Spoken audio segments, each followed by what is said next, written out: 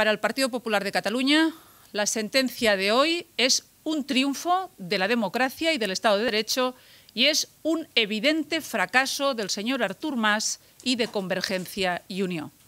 El señor Artur Mas acaba de demostrar que es incapaz de gobernar a los catalanes porque ha incumplido la ley, porque es incapaz de aceptar y de acatar las sentencias del Tribunal Constitucional y porque ha generado un gravísimo problema a Cataluña y a toda España, llevándolos a un proceso separatista y rupturista que es claramente inconstitucional. Yo le diría al señor Artur Mas que no quiera parecerse a los antisistema. La señora Ada Colau hace una apelación a que cumplirá las leyes que considera justas o las que considera injustas no las cumplirá. El señor Artur Mas directamente quiere actuar como un antisistema, porque directamente no está cumpliendo la ley, no está acatando la sentencia del Tribunal Constitucional, está desafiando al Tribunal Constitucional y al Gobierno y está desafiando a la democracia de todos los españoles. Por eso consideramos desde el Partido Popular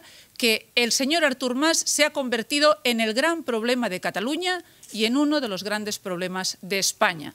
Cataluña no puede tener un presidente que actúa al margen de la ley, que no acata las sentencias del Tribunal Constitucional y que incumple las leyes y las sentencias, dividiendo a la sociedad catalana y dividiendo y enfrentando a los catalanes. Por eso pedimos formalmente que el señor Mas dimita,